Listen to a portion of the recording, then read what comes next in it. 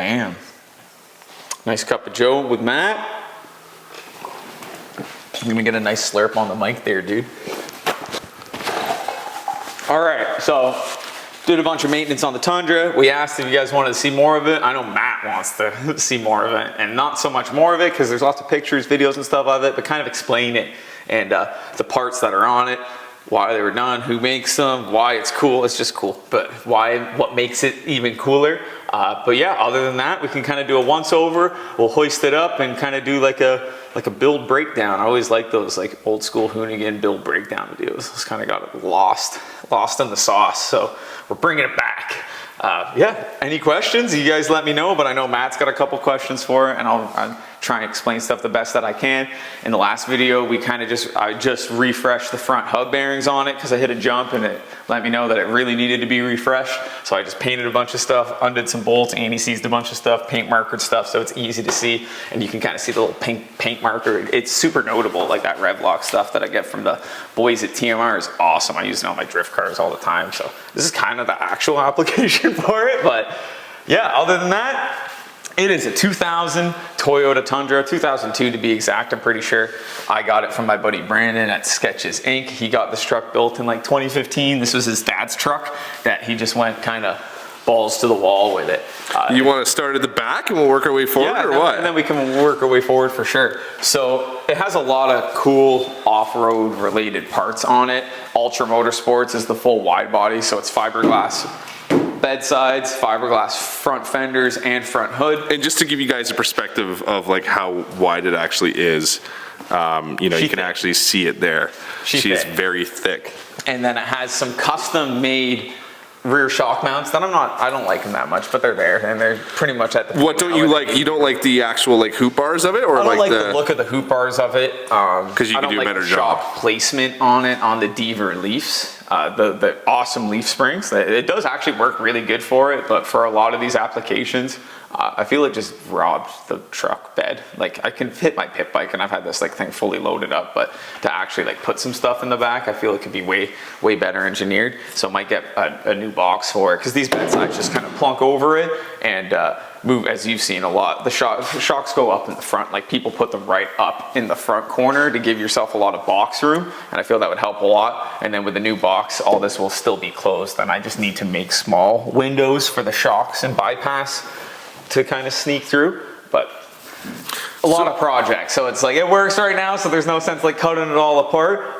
Again, it looks kind of crusty and rusty, just salt. Ontario, man, we got some bad weather here, so stuff does not like it. So I'll probably just touch it up a little bit. I noticed you still have a hitch on it there, Mike. I didn't have a hitch when I got it, so you obviously need to tow your boat around. I had a different rear bumper with some like big gusset plates, so we can get a better view up at the top, but I just whipped up this bumper pretty quick for it just to fit a hitch mount in it so I could tow my jet boat around and kind of just move stuff around. I tried to put my car on it, but I definitely need to put like some helper bags in it just because the shocks are not designed for 6,000 pounds trailer.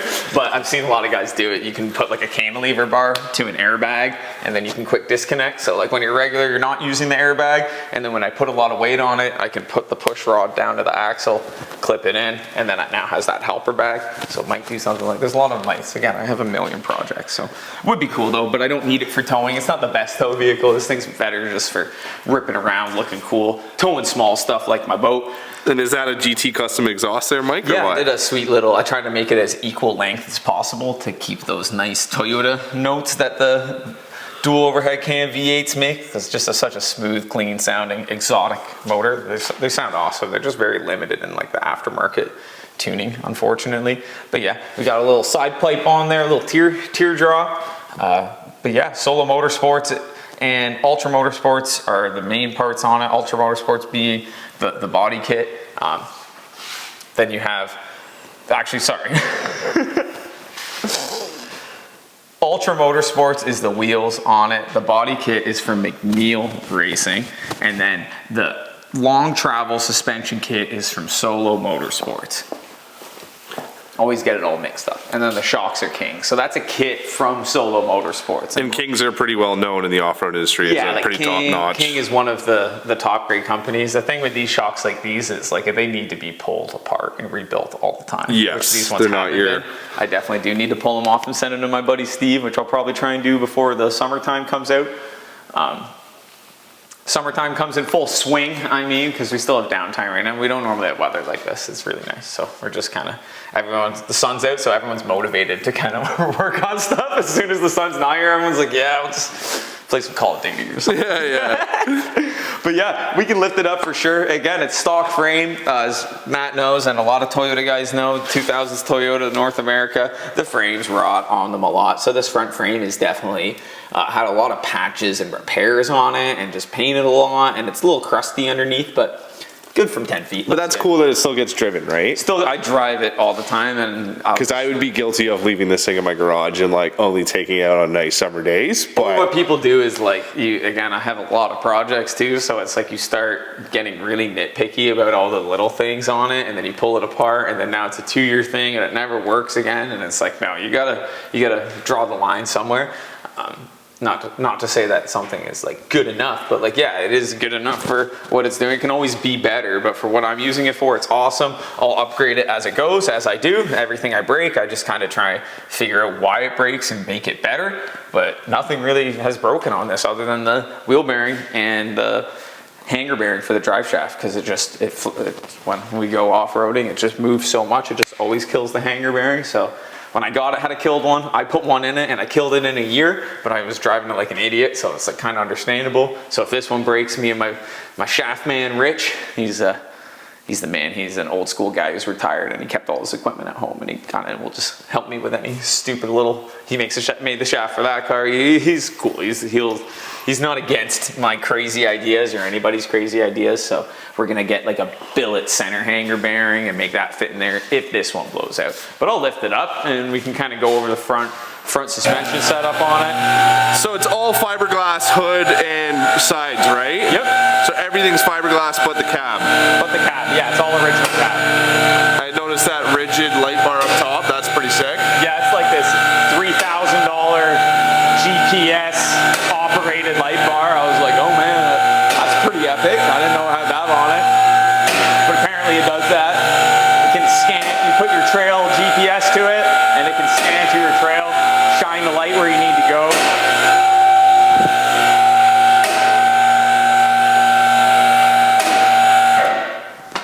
Yeah, dude, Toyota, baby. So yeah, the Solo Motorsports have these, beautiful workmanship for these guys. Like, it's been on there for a long time, and you can just see the nice stacking those dimes on there. Custom upright knuckle, custom upper tubular control arm with a uniball joint, so that makes this a super strong point.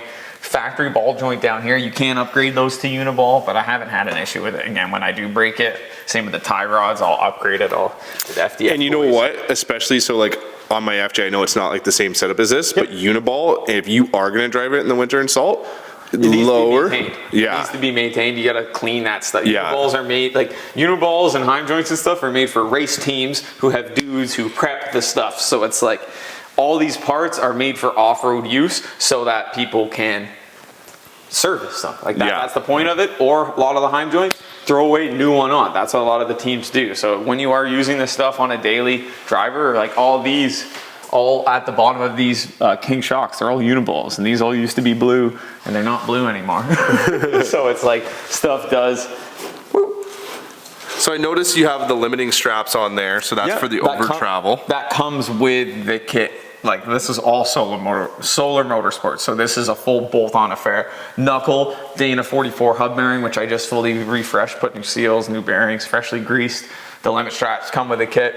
Weld-on bump stop caps come with the kit, and they kind of show you where to place them on the frame.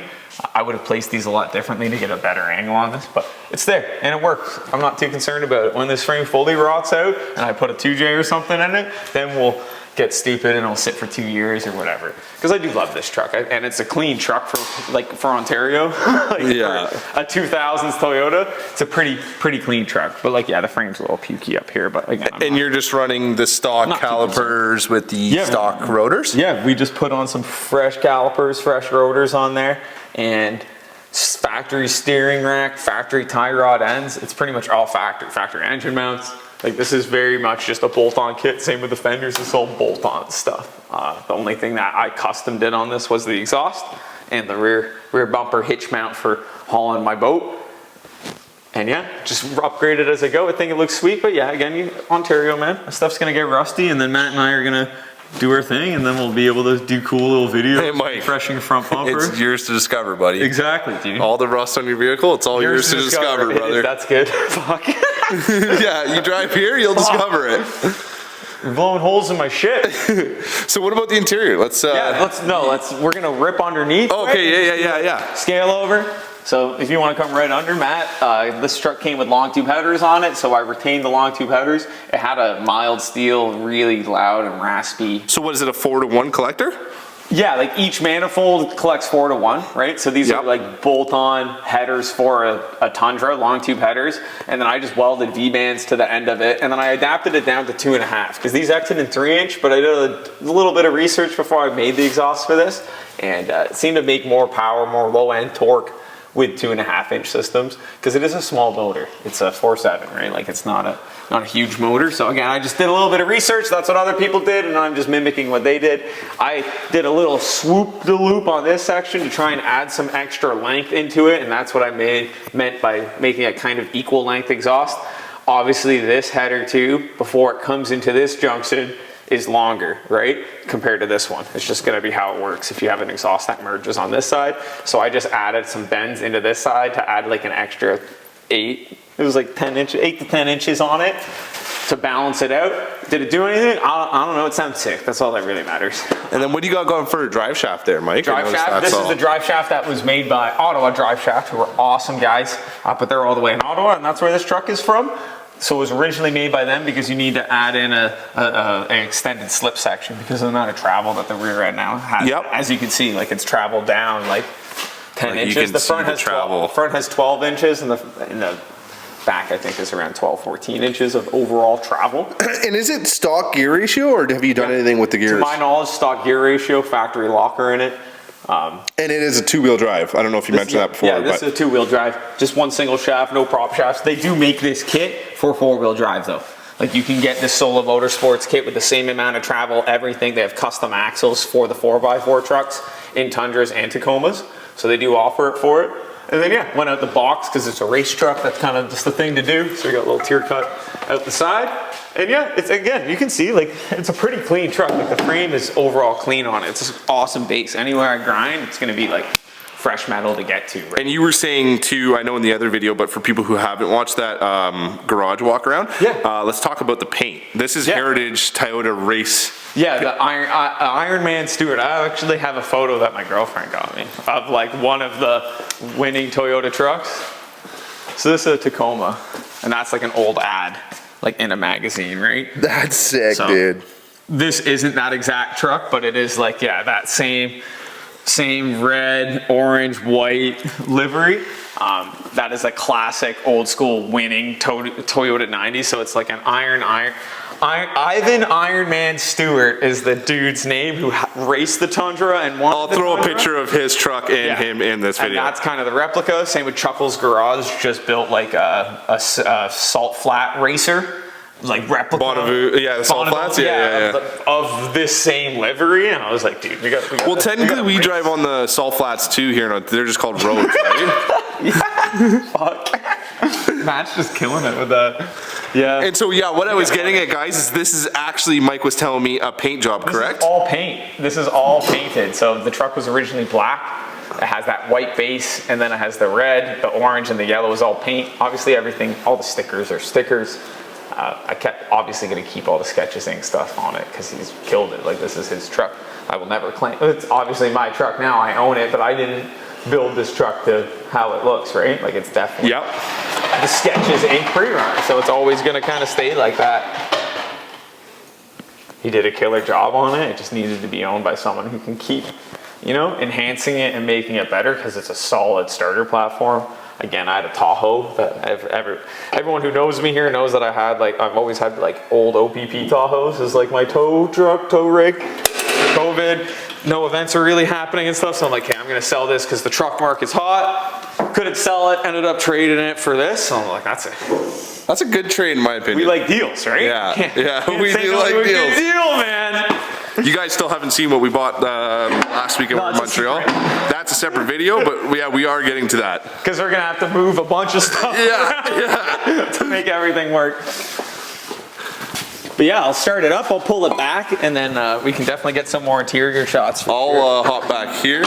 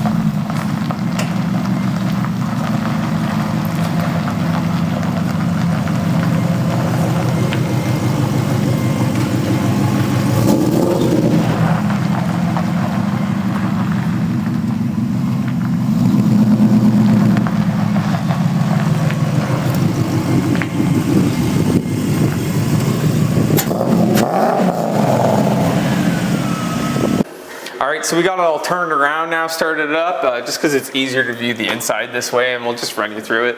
It's pretty simple 2000s Toyota stuff.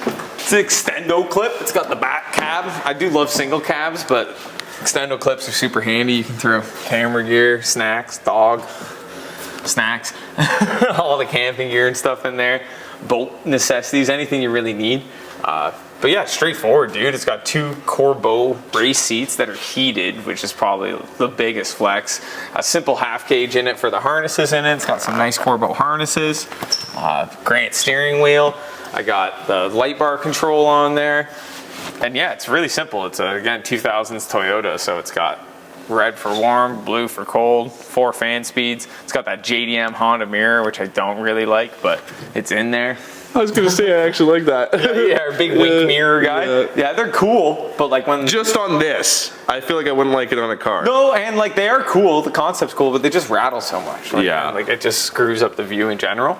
But yeah, super simple interior. I definitely want to like. So like no Apple CarPlay in this or what? No Apple CarPlay, stock deck, man. We got Creed CDs on deck, man. We're good to go. We don't need. That's all you need, right? Yeah, we're living in the 2000s. Same with the Subaru. It's got the 6-disc CD changer. In 2006, like that was a flex. You were the man. So, yeah, I got my Billy Talent CD in the Subaru, man. We got some.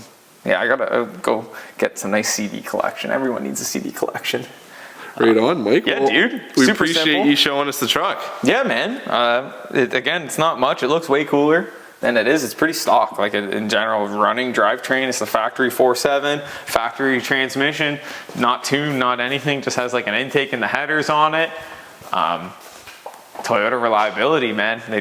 The engines work good. When it does break, I'll cross that bridge when I get there. I'll just do small stuff again, refresh stuff when it needs it, upgrade stuff when it needs it. Probably hit it with some more lights this year. I know Matt likes lights, so we're probably gonna put some like nice. I want to get some Baja designs. That would be the ideal, ideal setup. Well, if anyone's looking at these videos that knows a hookup to any of these companies Mike just mentioned. Yeah, I want to get some nice lighting going on. It does have some nice lights, but I want to put the proper interior lights, put some rock lights on it, get a chase bar light going on it, just make it all match it a little more. I'm a racer at heart, so it's like I like all the little racy things. You should too. yeah, I do. I like the crossover. Yeah, it's okay to be a racer, man. Yeah, it's all right. Cool, man. So yeah, that's it pretty much for the breakdown on the Tundra. Again, any questions? We're definitely gonna, especially when it gets warmer out. I've been showing Matt a lot of local trails around here. He's got his FJ, so we'll definitely be ripping around doing some cool stuff this summer. I'll show him some jumps, and we'll do some sweet flybys in it and stuff. But yeah, other than that, stay tuned. like, comment, subscribe, and check us on the next one, guys. If there's one thing I could ask you guys too is, Mike, you know, I noticed this channel, there's a lot of viewers that like continually watch the videos but aren't subscribed. If you could really subscribe, that would help us out huge, and we'd really appreciate 100%. that. And you know, we hate to keep asking you, but we are really trying to grow Part this of it, channel. I'm sorry. I'm so sorry. Yeah. And I gotta shove it in your faces, but I'm sorry. Yeah. But If you don't anyways- like it, just don't follow me anymore. It's fine. I'm totally cool. No, don't listen to him. Don't listen to him. All right. Catch you in the next one.